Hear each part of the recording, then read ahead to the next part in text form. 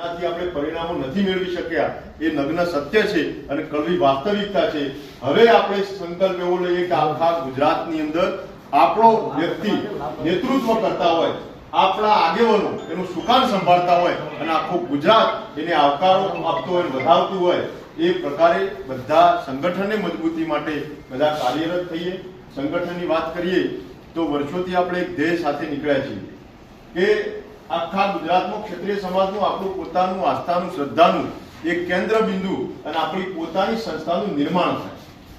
જે રીતે આખા ગુજરાતમાં આ વર્ષોથી વિચારધારાને ઘેર ઘેર સુધી લઈ જવાના પ્રયત્નો કરી રહ્યા છે 2011 થી 2025. એ પ્રયત્ન પ્રામાણિકતાથી નિષ્ઠાથી એક જ કરીએ છીએ કે આપણું પોતાનું આસ્થાનું એક કેન્દ્ર બિંદુ બને.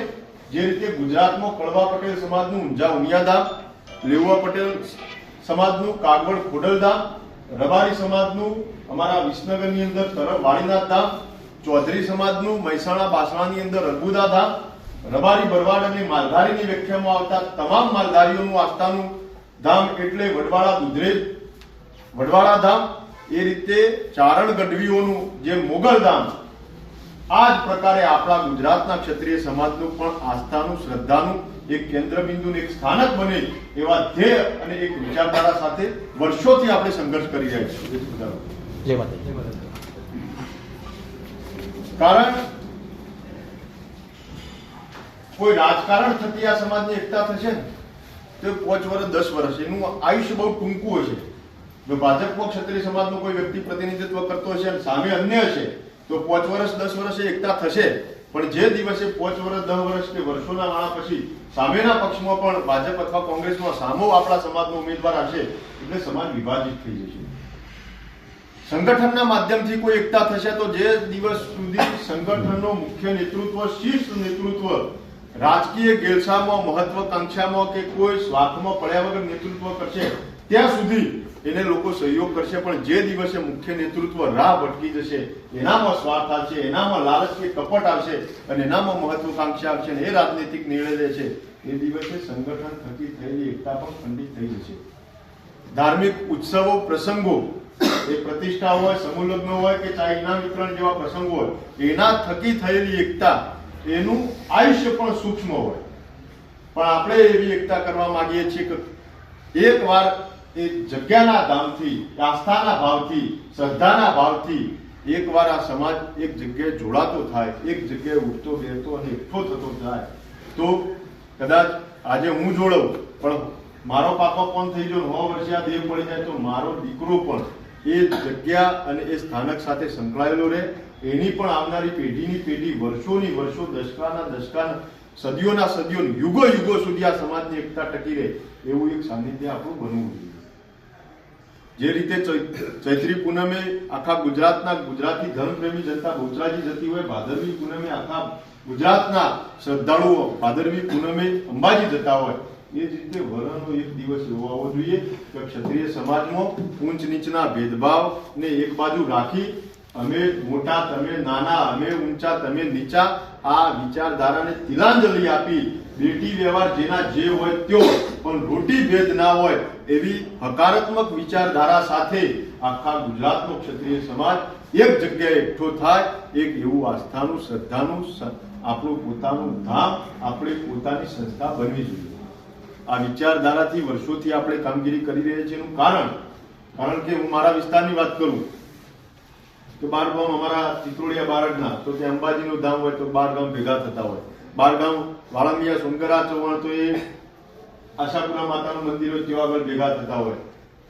દૌવા વાઘેલા અમારા ત્યાં જોગણી માતાનું ધામ તો ત્યાં આગળ ત્યાં ભેગા થતા હોય. ડેરિયા ઝાલા પરિવાર તો ચોસઠ માતાનું ધામ તો ત્યાં આગળ 12 ગામ જ ભેગા થતા હોય.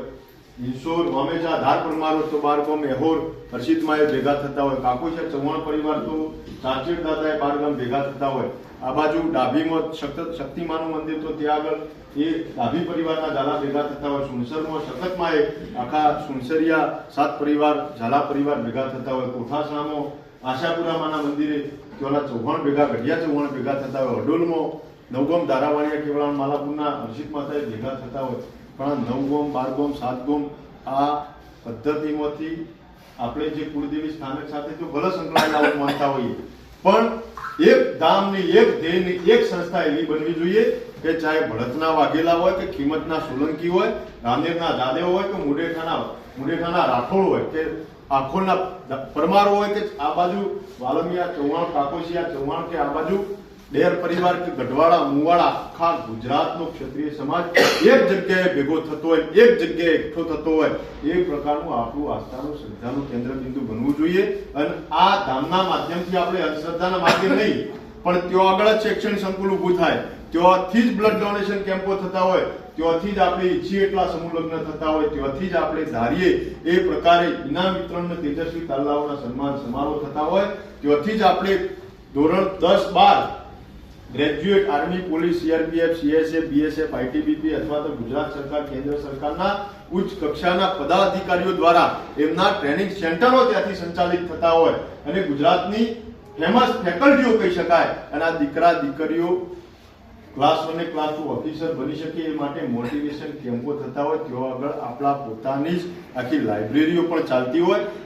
એટલે ધાર્મિક સાનિધ્યના માધ્યમથી આખા સમાજની સુખાકારી, સર્વાંગી વિકાસ માટેની ચાલતી કામગીરી અને પદ્ધતિઓ ત્યાંથી અપનાવવામાં આવે એ પ્રકારનું આ સમાજનું પાવર હાઉસ બનવું જોઈએ, બનવું જોઈએ, બનવું જ જોઈએ. અને એ નહીં બને ત્યાં સુધી હું માનું છું કે આ સમાજ પીસાતો રહેશે, આપણો સમાજ હક અધિકારથી વંચિત રહેશે, શિક્ષણથી અળગો રહેશે, એકતામાં ક્યાંક ને ક્યાંક વારે સાસ વારે એ ખંડિત થતી રહેશે, આ ભાઈચારામાં ઓટ આવતી રહેશે. પણ હવે આવનારી પેઢીમાં આ ઉગલા દિવસોને તિલાંજલિ આપી આખા ગુજરાતનો ક્ષત્રિય સમાજ એક જગ્યાએ એકઠો થાય અને એકતાના તાંતરે બંધાય એવું ધામનું નિર્માણ કરવા માટે, એવા સંસ્થાના નિર્માણ માટે સંઘર્ષ કરી રહ્યા છે. એના માટે આપણા બધાને આખા સંગઠનના માધ્યમથી જોડવા માટે નિરંતર પ્રયત્નો કરી રહ્યા છે. થવું જોઈએ કે નતા જોઈએ બાપુ? આ વાતના બધા સંમત, આ વિચારધારામાં દિલથી, તન, મન, ધનથી બધા સહયોગ કરશો. આખા બનાસકાંઠાના છેવાડાના આપણો કોઈ પણ ગામ હોય, માડ હોય, પાટી હોય, કોઈ પણ મહેલો હોય, કોઈ પણ છેવાડાનું ઘર હોય, આ બધાને આ વિચારધારાથી જોડવા માટે પ્રયત્ન કરશો. કારણ જો કદાચ કન્સ્ટ્રક્શનના માધ્યમથી એક મંદિર અથવા એક ધામ બનાવી અને કરી દેવાનું હોય તો વર્ષો પહેલા આપણે કરી દીધું હોય, પણ એ નહીં કર્યું. એનું કારણ જ્યાં સુધી આપણું 1000 ઘરનું, 5000 ઘરનું કે 10,000 ઘરનું એક ગામ હોય અને એમાં એક છેવાડા કુવા ઉપર કે ખેતરમાં રહેતા આપણો 80-90 ઘરનો ભાવ હોય અને એ છેવાડાના ઘરના 80-90 વર્ષના વિધવા નિરાધાર બાને અંદરથી, નાભીથી, અંદરથી, લાગણીથી એવી ભાવના ના જાગે કે આ ધામ બની રહ્યું, એનામાં એક પ્રેરણા થઈ જો કે જે ધામ બનવા જઈ રહ્યું છે એમાં મારા 11 રૂપિયા છે અને એમની લાગણી, શ્રદ્ધા, આસ્થા જોડાય અને એ દિવસે જો ધામ બનાવીશું તો ખરા અર્થમાં આપણું ધામ બન્યું એ ફલિત થશે અને તો ભવાની ધામ બન્યું કહેવાશે. બાકી કન્સ્ટ્રક્શન અથવા તો એક જગ્યા લઈને કરી દેવું તો એ ખૂબ સહેલું હોય, પણ એવું નહીં. છેવાડાના વ્યક્તિને પણ આપણે જોડવાના, એની લાગણીઓની, શ્રદ્ધા એને જોડવાની અને ત્યાંથી જો સમાજના કલ્યાણ માટે નિરંતર આપણે પ્રયત્ન કરીશું તો આવનારા સમયમાં આ સમાજના વિકાસના આ વિજય રથને કોઈ રોકી નહીં શકે, આ સમાજના રાજ તિલકને કોઈ અવરોધી નહીં શકે. એ માટે આપણે પ્રામાણિકતાથી પ્રયત્ન કરી રહ્યા છીએ. એટલે આ સંગઠનનો ધ્યેય, લક્ષ્યાંક એક કે આપણું પોતાનું ધામ બનવું જોઈએ અને ત્યાંથી બધું જ કરીશું. એ પાવર હાઉસ થશે તો આખા ગુજરાતનો સમાજ એક જગ્યાએ એકઠો થશે અને શંકરાચાર્યના હાથે આપણે ભૂમિપૂજન કરીશું. એ ધામનું નિર્માણ થયા બાદ ગુજરાતમાં ભારતીય જનતા પાર્ટી હોય, કોંગ્રેસ હોય કે આમ આદમી પાર્ટી હોય, કોઈ પાર્ટીની હિંમત નથી, નૈતિક તાકાત નથી કે આ સમાજને એના હક અધિકારથી વંચિત રાખી શકે, કે આ સમાજની અવગણના કે ઉપેક્ષા કરી શકે. પણ એવી શક્તિનો સંચય કરવા માટે, એ તાકાત એકઠી કરવા માટે આપણે બધાએ પહેલા તો પોઝિટિવ, હકારાત્મક માનસિકતા સાથે બધાએ જોડવું પડશે અને સંઘે શક્તિ કલો યુગે સરવાળો કરવાની નીતિ અને થિયરી સાથે આગળ વધવું પડશે. આપણા ગુજરાતમાં આપણો આટલો બધો બહુમતી ધરાવતો વર્ગ હોય છતાંય આપણે આજે જિલ્લા પંચાયતની એક સીટ અથવા તો વિધાનસભામાં કે એપીએમસીમાં કે દૂધસાગર ડેરી કે બનાસ ડેરીમાં એકાદા જો સિલેક્શન ના પામી શકીએ ને તો આપણી જાતને આપણે ધિક્કારવી પડે અને નગ્ન સત્ય થળવી વાસ્તવિકતા. લોકોએ જે કર્યું અત્યાર સુધી આપણે કોઈની ટીકા ટિપ્પણી કર્યા વગર, કોઈના પર આક્ષેપબાજી કર્યા વગર કોઈને કાળો ગોરો કયા વગર આપણી વિચારધારા સાથે જે જોડાય એને દિલથી હૃદયના ભાવથી બાદ ભરીને ભેટી અને સંગઠનમાં લઈ અને આપણા લક્ષ્ય અને આપણા ધ્યેયને સાકાર કરવા માટે